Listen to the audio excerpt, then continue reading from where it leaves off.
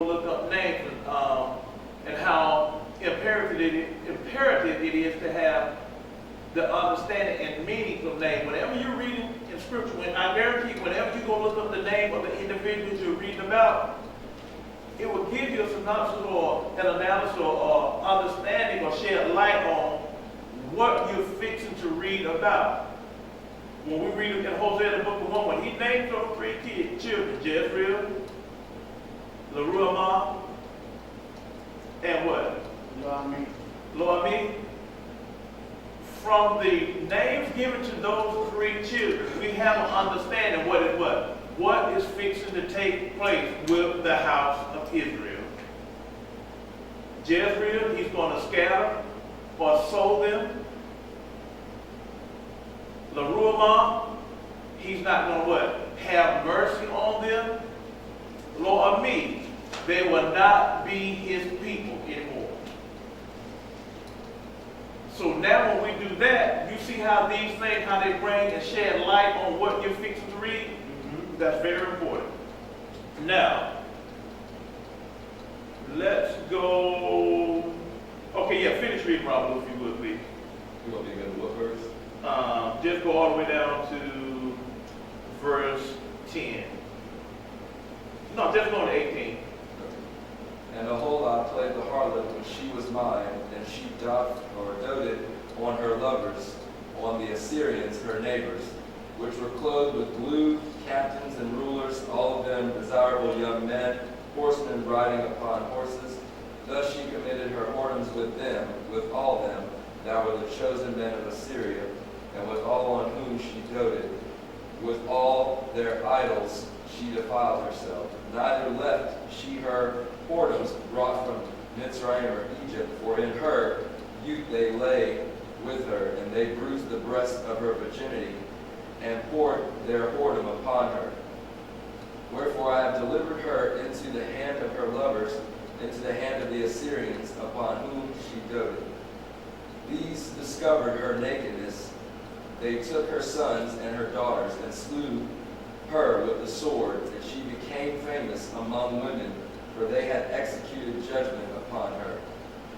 And when her sister Aholibah saw this, she was more corrupt in her inordinate love than she, and in her whoredoms more than her sister in her whoredoms. She doted upon the Assyrians, her neighbors, captains and rulers, clothed most gorgeously, horsemen riding upon horses, all of them desirable young men. Then I saw that which she was defiled, that they took both one way, and that she increased her whoredoms.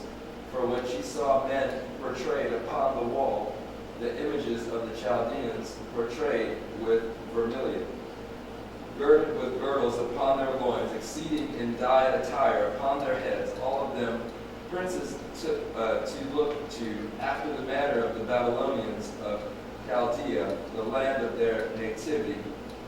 And as soon as she saw them with her eyes, she doted upon them, and sent messengers unto them in Chaldea.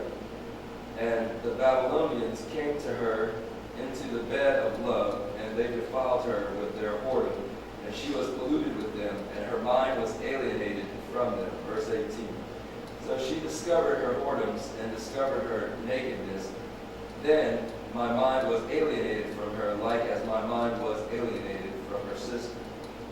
Hallelujah. So when we read this, we see what happened with the house of Israel, and not only the house of Israel, but also the house of Yahuah.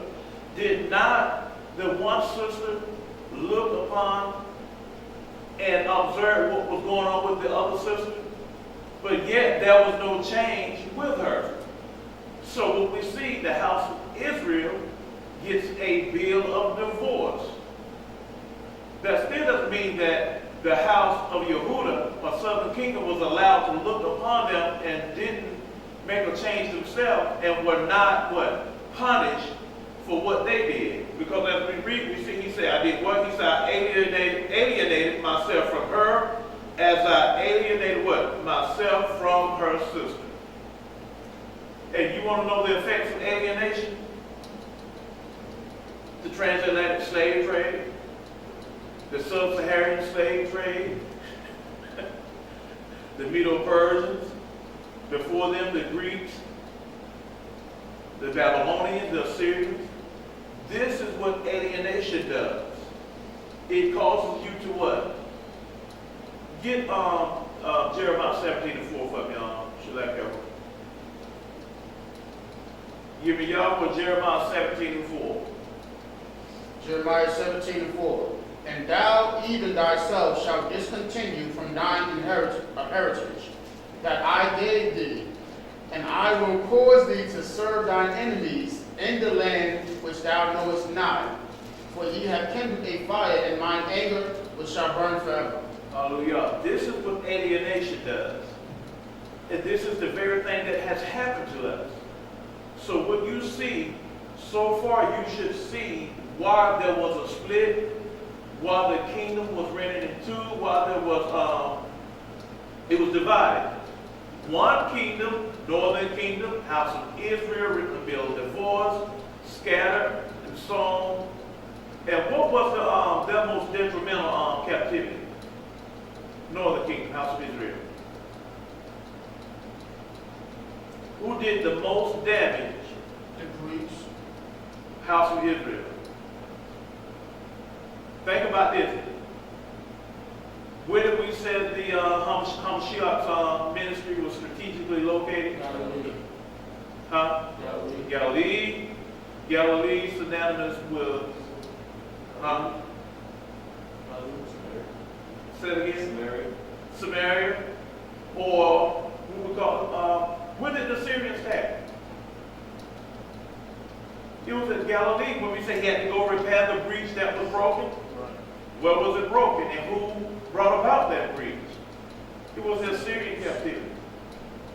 This is what we're saying. When we read the good news, the Most High, what? His ministry is strategically located. You ever notice reading the Messianic teaching, you hear a whole lot of talk about what? Galilee, the Sea of Galilee. I have need to go to where? Galilee. He told us, Talmud, what? Meet me where? In Galilee. All of this is very important. So we see that his ministry is strategically located. So it will be strategically located and targeted and aimed at what? A specific group of people. So if the Assyrian captivity took place and that breach was where? At Galilee. And we know that's where the house of Israel was attacked, or they were conquered, captured, and scattered. We know then that this message of good news would have to be going with what? A group of people or a remnant of people who surround what? That area.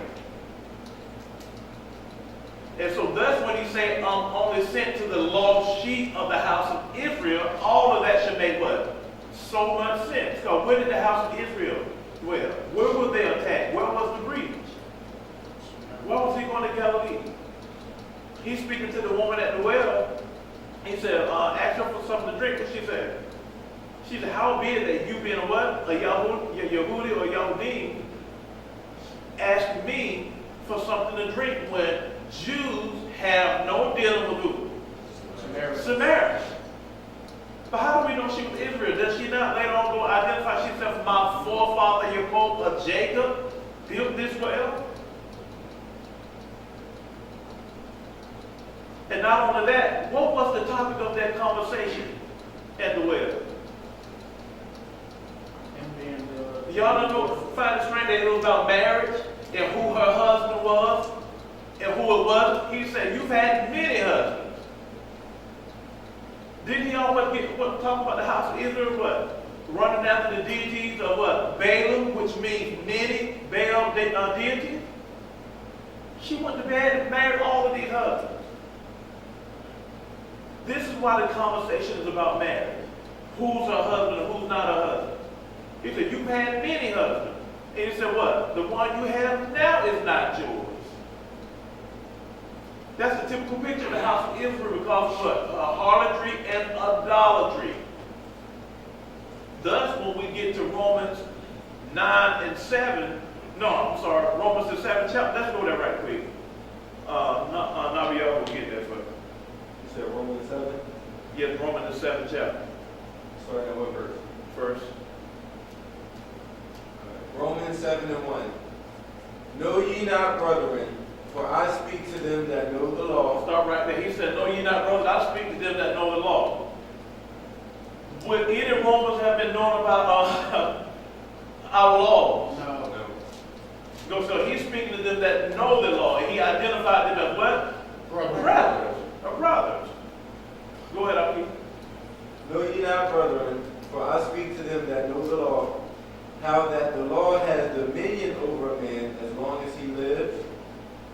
Verse 2, for the woman which has a husband is bound by the law to her husband so long as he lives. But if the husband be dead, she is loosed from the law of her husband. So then if while her husband lives, she be married to another man, she shall be called an adulteress. But if her husband be dead, she is free from that law, so that she is no adulteress, though she be married to another man. Wherefore, my brethren, ye also become dead to the law by the body of Mashiyach. So my brother, you become dead to the law, what? By the body of Mashiyach. By the Mashiyach. So what happened with Mashiyach that his brethren became dead to what? The law. What happened with Mashiyach? He restored them back to How did he restore? by dying. By dying. Didn't we just read up above it said, as long as the husband lives, the woman is bound what? To the Lord. To the law. I mean, to the husband.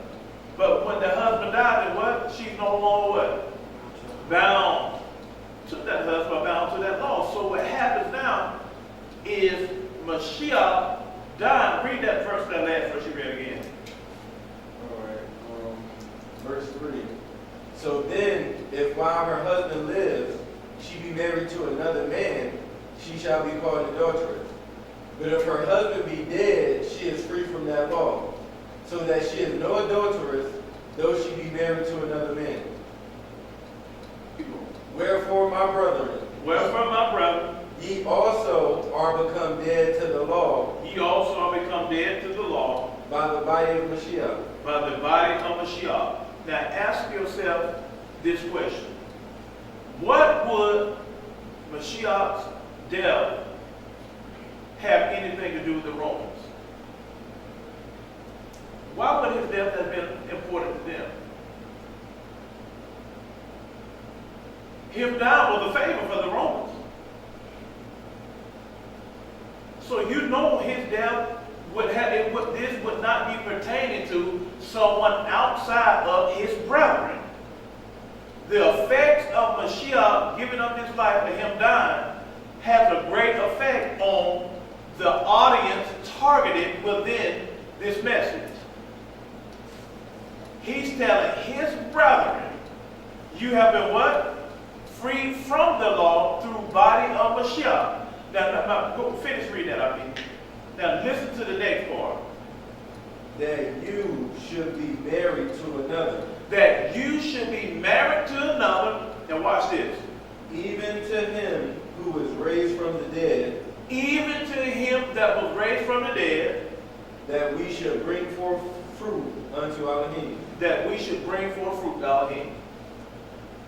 Even not only can you marry or you're free to marry, but you're free to marry him who what?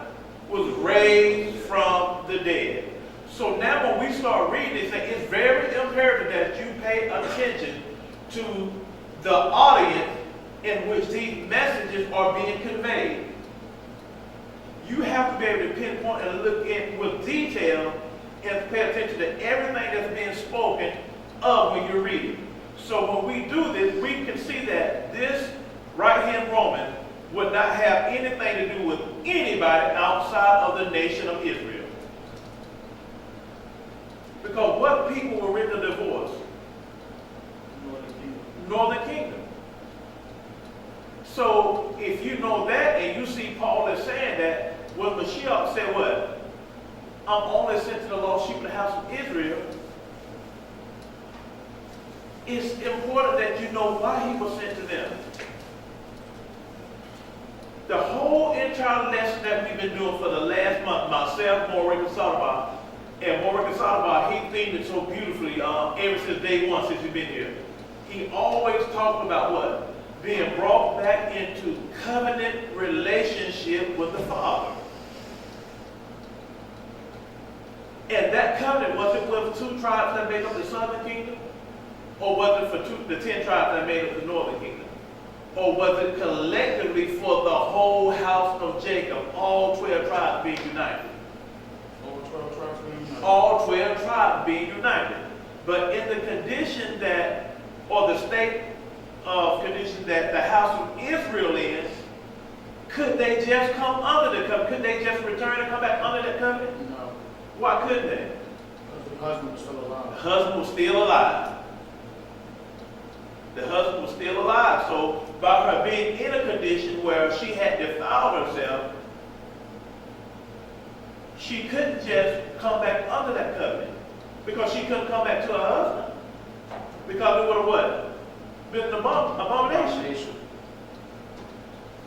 So when we look at the scriptures from this standpoint, and we keep things in perspective, when we go to here and we start reading about the Messianic teachers and the good news, it's good news for somebody specifically.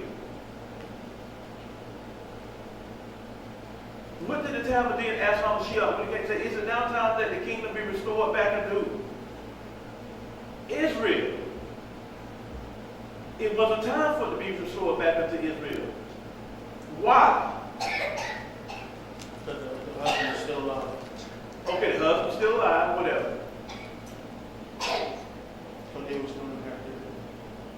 They was okay, yeah, they were still in captivity, but more specifically. Get Ezekiel 37 right quick.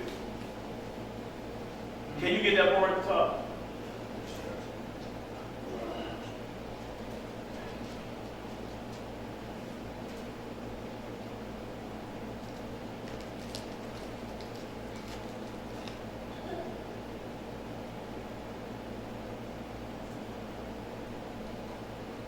Verse 1. Yes. The hand of Yahuah was upon me, and carried me out in the Ruach of Yahuah, and set me down in the midst of the valley, which was full of bones, and caused me to pass by them round about. And behold, there were very many in the open valley, and lo, they were very dry. And he said unto me, Son of Adam, can these bones live? And I answered, O sovereign Yahuah, thou knowest. Again he said unto me, Prophesy upon these bones, and say to them, O you dry bones, hear the words of Yahuah. Thus said the sovereign Yahuah unto these bones, Behold, I will cause breath to enter into you, and you shall live. And I will lay sinews upon you, and I will bring up flesh upon you, and cover you with skin, and put breath in you, and you shall live. And you shall know that I am Yahuah. So I prophesied as I was commanded, and as I prophesied, there was a noise, and behold, a shaking.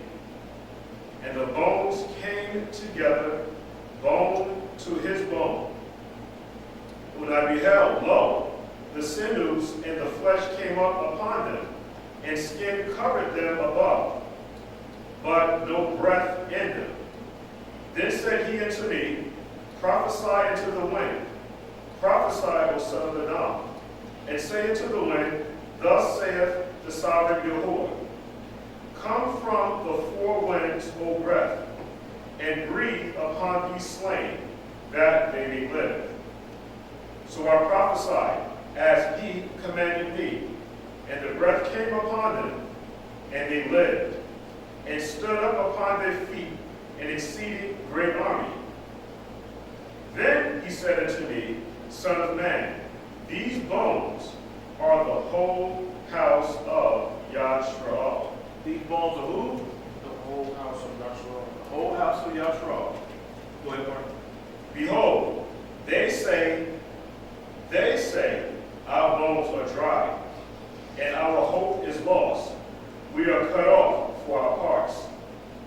Therefore prophesy and say unto them, Thus saith the sovereign Yahuah, Behold, O my people, I will open your graves, and cause you to come out of your graves, and bring you into the land of Yashra'al. Stop right there. He said, I'm going to cause you to come where? Out of your grave, and I'm going to bring you where? Into the land of Yashra'al. Go ahead, Mark. Verse 14. And shall put my set-apart spirit or ruach in you, and you shall live. And I shall place you in your own land. Then shall you know that I, Yahuah your Elohim, have spoken it and performed it, saith Yahuah. The word of Yahuah came again unto me, saying, Moreover, thou son of man, take thee one stick, and write it for Yahudah, for Judah, and for the children of Yashra'al, his companions. And take another stick, and write upon it for Joseph, for Yahusha, the stick of Ephraim, and for all the house of Israel, his companions. And join them to